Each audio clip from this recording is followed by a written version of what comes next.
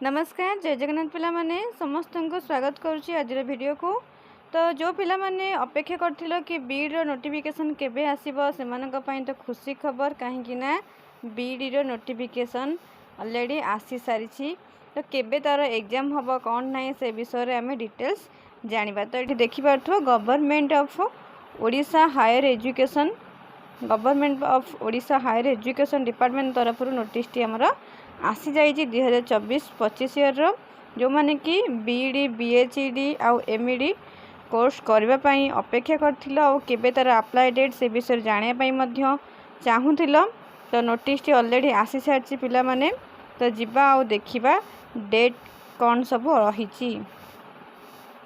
तो ये देखिपा पिला माने समस्ते आमर अच्छी सीए बा common application form apply date अच्छी 29 मे 2024 2टा PM रु।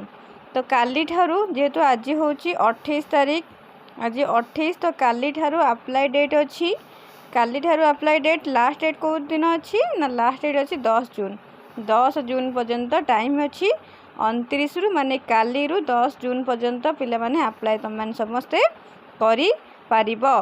तापर अच्छी कौन ना 11 जून अच्छी तार एडिट जदि किए किसी भूल भाल कल 29 मे रु 10 जून भितर तुम अप्लाई करबा भितर अप्लाई करिबार जदि किए भूल कल तेबे तुमको एडिट करबा को पड़िबो। तो मु तो पूर्वर सबुबले कही आसुची पिला माने केही भी कौन सी क्षेत्र में भूल करना जहाँ भी जो डॉक्यूमेंट मागुची जहाँ जमती रोची तुमको सही हिसाब से सबमिट कर जमती किसी भूल रही कि आमको 11 जमती आमको किसी एडिट करबा को पड़िबो नाही।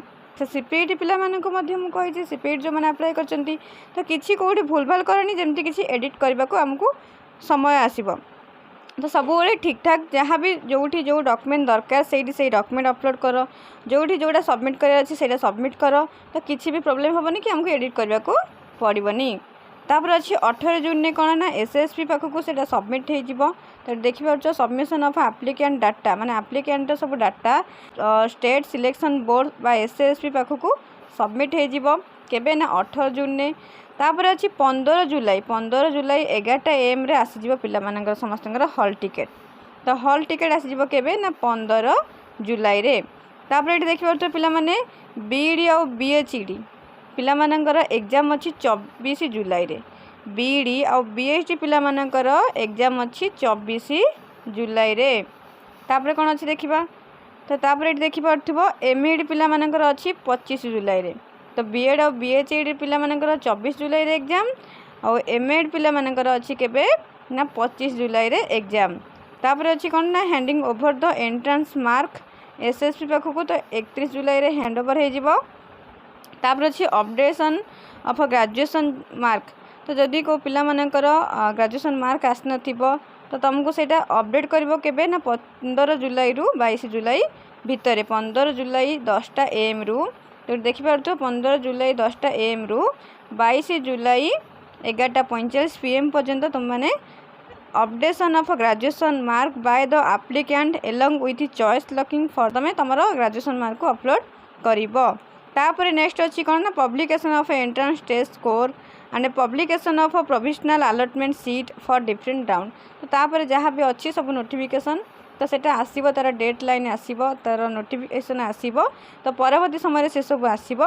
तो एबे हमको कौन करिवार अच्छी ना काली ठारो जेहेतु अप्लाई डेट अच्छी तो पिला माने जो माने बीड करबा को चाहूच तो से माने 29 मे माने काली ठारू 10 जून भितर तुम मानकर अप्लाई कर दियो और किसी भूल कौन सी क्षेत्र में रख ना जमती कि तुमको एडिट करने को पड़ो।